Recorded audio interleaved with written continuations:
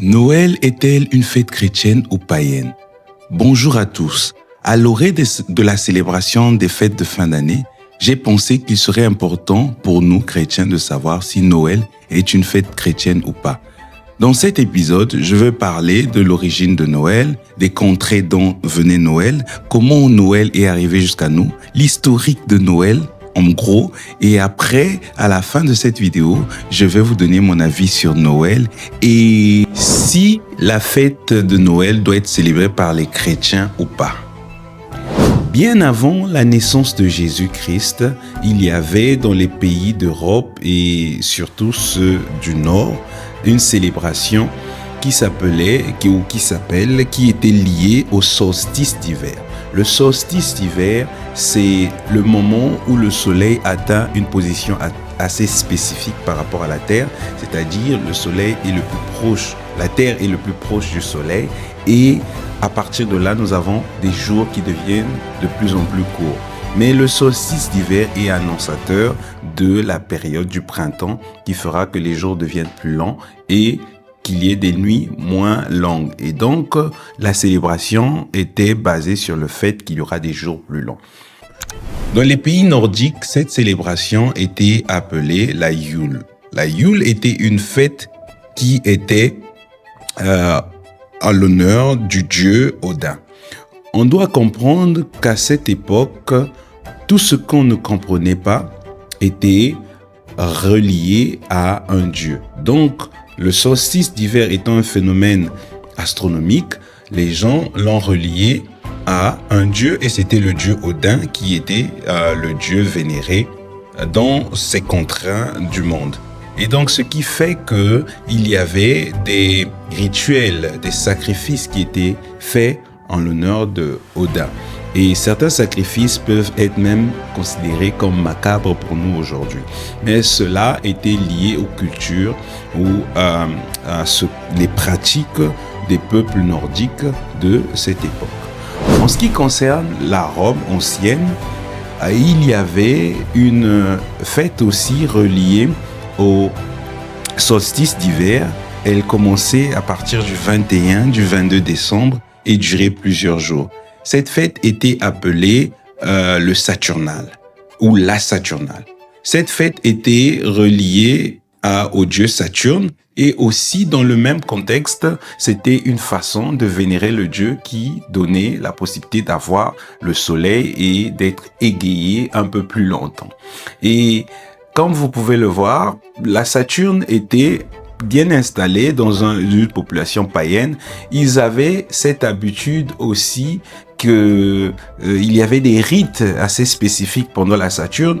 L'un des rites qui était fait, c'était l'échange de position entre les maîtres et les esclaves. C'est-à-dire, pendant une période, les esclaves devenaient les maîtres et les maîtres devenaient les esclaves. Et comme ça, les maîtres devaient comprendre ce que les esclaves enduraient et les esclaves comprendre ce dont les maîtres bénéficiaient comme avantage. Donc voilà un peu ce qui se passait dans ces contraintes-là avant la naissance de Jésus-Christ. Ceci montre qu'il y avait déjà des célébrations pendant ces périodes et elles étaient reliées au solstice d'hiver. C'est en 274 après Jésus-Christ que l'empereur de Rome, appelé Aurélien, va emmener un autre culte à Rome pour fédérer et pour rassembler tout le monde autour d'un seul Dieu, le Dieu Soleil. Parce que on parle du solstice d'hiver, on parle de plus de lumière, on parle du soleil. Et donc, le soleil est le Dieu tout-puissant. C'était la culture, c'était le nouveau système à suivre, c'était la nouvelle vision. Et donc, ce culte s'est installé dans la Rome antique et ce culte avait pour nom le Sol Invictus. Le Sol Invictus veut dire le soleil invincible. Et donc, ça, c'est devenu la pratique dans la Rome ancienne. La date qui avait été choisie pour cette célébration était le 25 décembre. C'est à partir de là que dans la Rome ancienne, on a commencé à célébrer le soleil qui était, à partir du 25 décembre, la fête du dieu soleil. Nous connaissons tous, pour ceux qui le savent, maintenant ceux qui ne le savent pas, au IVe siècle, il y a eu le concile de Nicée. Le concile de Nicée a été appelé par Constantin, qui avait pour vision de faire de l'empire de Rome un empire chrétien. Et dans cette vision, il fallait se séparer de tous les cultes ou toutes les pratiques païennes qui étaient dans l'empire romain.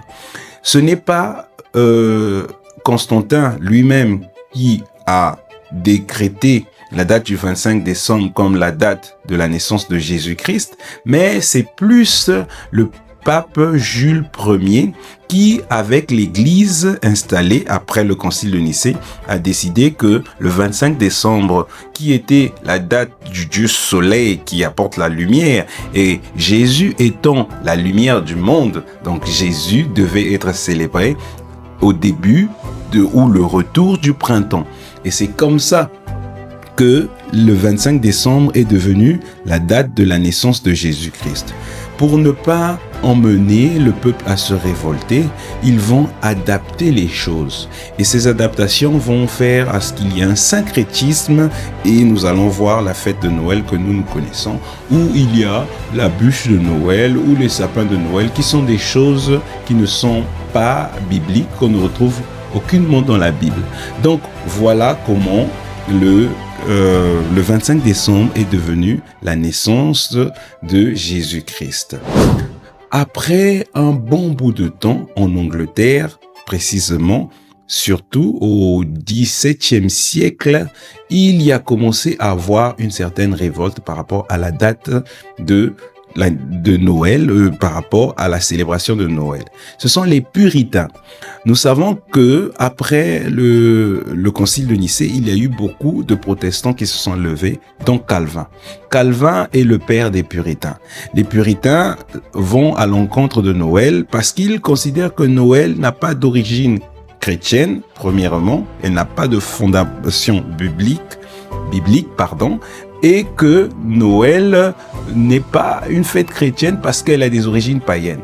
Et ce qui dérangeait aussi surtout, c'était les pratiques pas catholiques pendant les célébrations de Noël.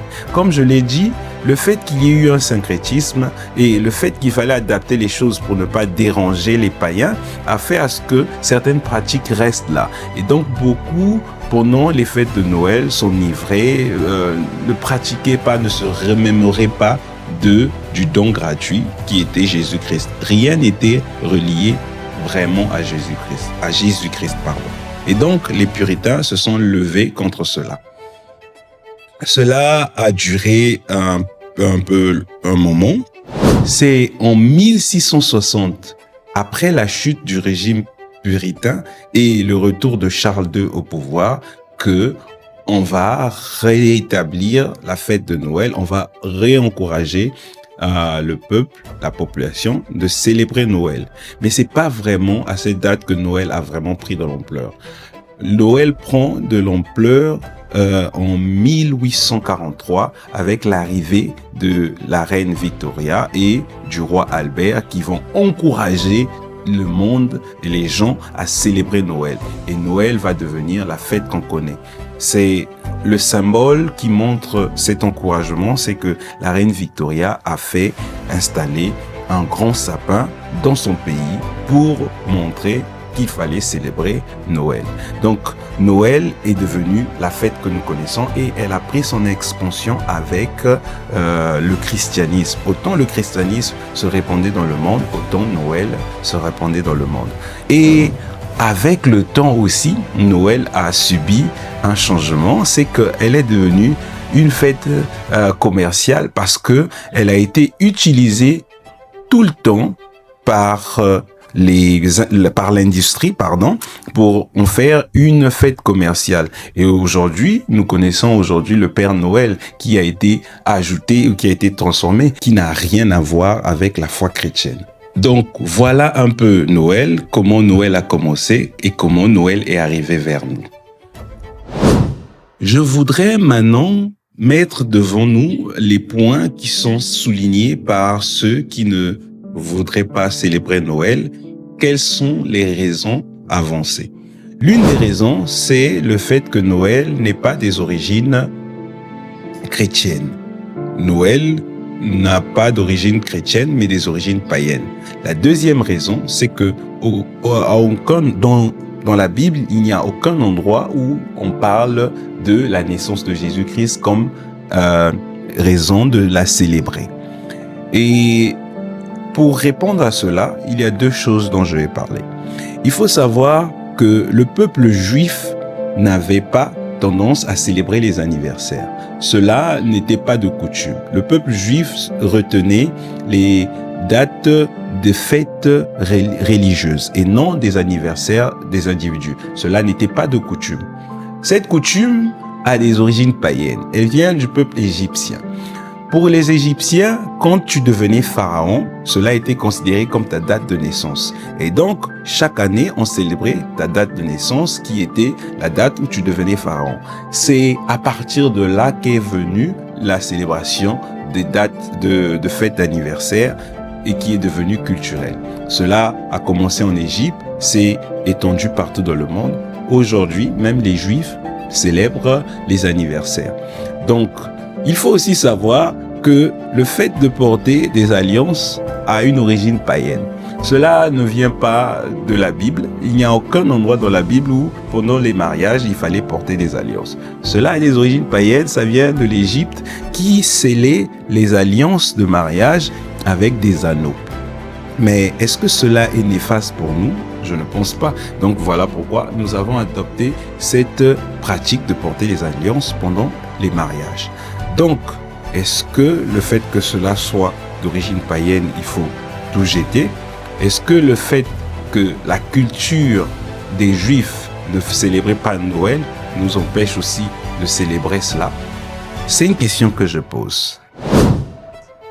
Ici, je vais donner mon avis. Est-ce que Noël doit être célébré par les chrétiens ou pas?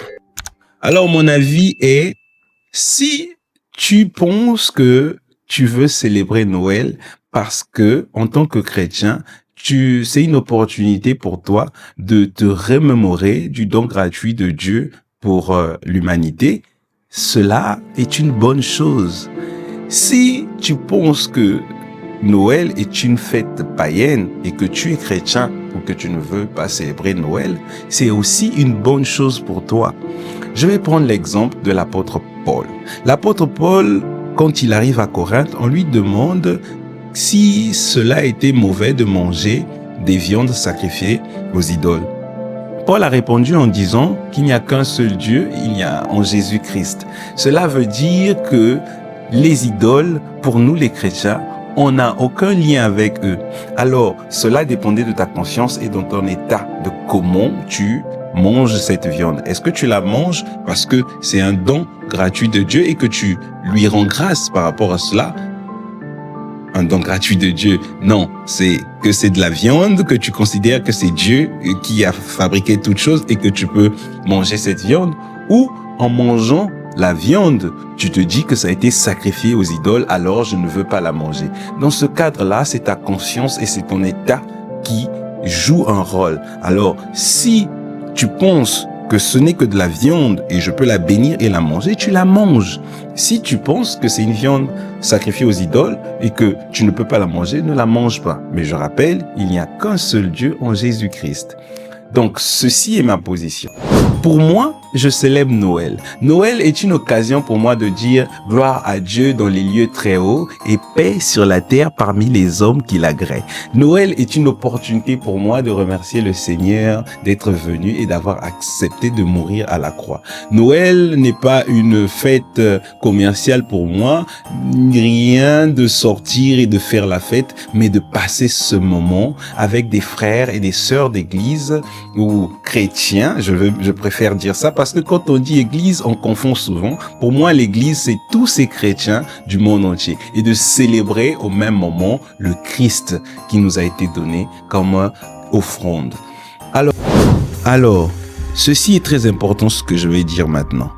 On sait qu'aujourd'hui, le monde veut enlever l'image de Christ qui est attachée à Noël. Vous allez voir que, surtout dans les pays européens, ils veulent repartir vers cette tendance où Noël deviendra seulement une fête païenne. Ils veulent enlever le nom de Christ à Noël pour permettre à d'autres religions ou d'autres personnes de célébrer Noël sans se sentir mal parce que c'est relié à Christ. Vous allez voir qu'on évite de l'appeler maintenant la fête de Christmas qui est reliée à Christ ou bien la fête de Noël, mais on donne d'autres noms à Noël pour éviter de blesser ou d'heurter certaines sensibilités. En tant que chrétien, je pense que nous devons garder l'image de Noël qui est celle de Christ qui est la lumière du monde, qui a été donnée à nous. Et le fait aussi que ce soit relié au solstice d'hiver, pour moi aussi, c'est une façon de montrer que oui, que la lumière soit. Alors, moi, en tant que chrétien, je pense que nous n'avons pas à aller à protester et demander à ce que Noël soit toujours relié à Christ. Non, c'est pas ce que je dis. Mais de célébrer Noël en nous remémorant de Jésus-Christ, nous allons passer ce message qui semble être oublié, que Jésus-Christ est la lumière du monde. Et si on laisse faire, parce que il y a une lutte ici, si on laisse faire qu'elle devienne totalement une fête commerciale et qu'elle devienne une fête païenne, il n'y a pas de problème à ça, il n'y a pas de mal à ça, mais je pense que c'est une opportunité qui nous est donnée d'encore une fois parler de Jésus-Christ pendant Noël. Alors, j'ai pris assez de votre temps. Ce que je voudrais maintenant, c'est que vous me dites ce que vous en pensez.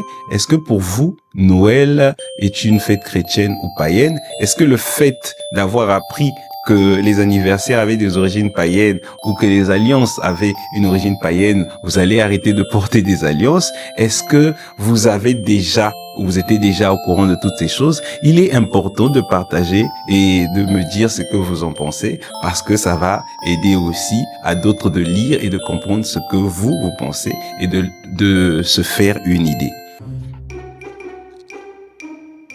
Ok, je vais prendre un temps pour vous dire une chose. Cette vidéo m'a pris beaucoup de temps. Je l'ai faite plusieurs fois et j'ai jeté plusieurs exemplaires. C'est juste pour vous dire que ce temps que je prends, c'est pour essayer de partager ce genre d'informations avec vous. Si vous trouvez que cela est important, que je continue, que vous avez envie parfois que je reparte dans l'histoire pour remettre les choses dans leur contexte, alors soutenez-moi en aimant, en partageant la vidéo ou en écrivant des commentaires. Si vous pensez aussi que cette vidéo n'est pas importante, il n'y a pas de problème. Mais si vous croyez que c'est important, s'il vous plaît, encouragez-moi à continuer à le faire en aimant, partageant et peut-être en suivant ma page. Merci de m'avoir suivi et à très bientôt dans un prochain épisode.